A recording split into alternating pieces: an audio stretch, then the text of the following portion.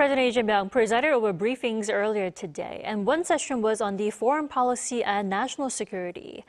With relevant ministers like Foreign Affairs, Defense and Unification delivering briefings, the president also took time to share his thoughts on their policies.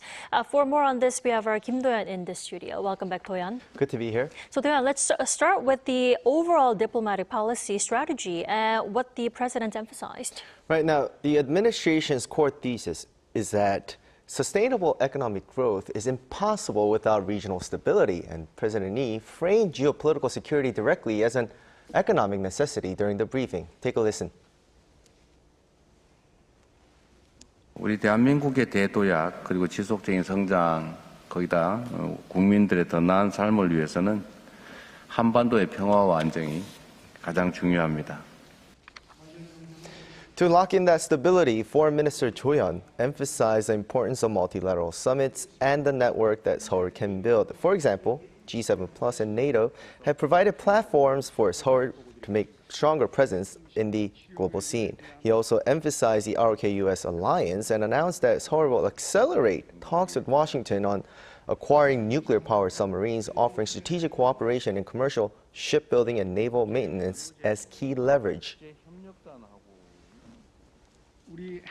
We will accelerate consultations to secure the requirements for building nuclear-powered submarines and create conditions for uranium enrichment and reprocessing while developing the ROK-US alliance in a future-oriented manner through strategic sectors like shipbuilding. The ministry is also coordinating closely with Washington on trade and economic issues to ensure these strategic negotiations yield mutually beneficial outcomes. Then turning to defense, Do-yeon, President Lee also took a firm stance on military command. What's the actual timeline for the defense ministry's regaining of wartime operational control? Right. President Lee explicitly tied the return of OPCON to national sovereignty, arguing that a state unable to command its own forces in wartime remains incomplete. First, take a listen. 어떤 외부의 도움도 없이 우리 스스로의 힘으로 지켜나가는 자주 국방은 우리의 가장 큰 과제다.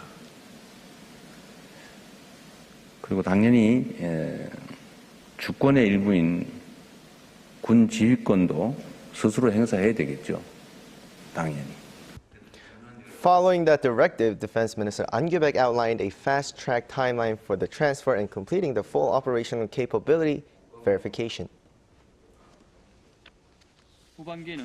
In the second half of the year, we will swiftly complete the roadmap, and once the full operational capability verification is completed, we will push forward with speed, including proposing the timing for the OPCON return.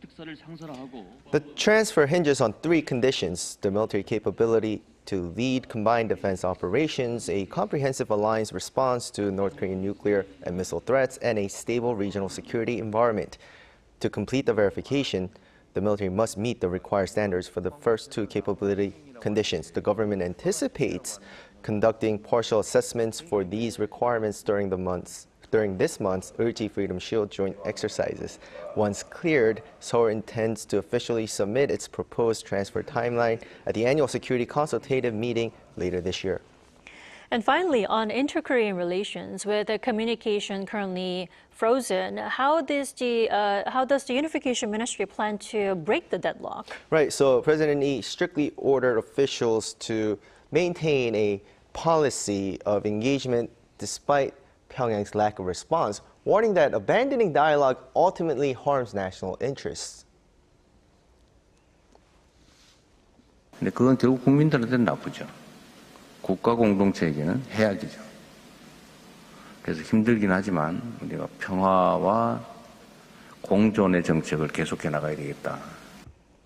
To build momentum, Unification Minister Chung Do-yeon outlined a multilateral roadmap to re-engage North Korea.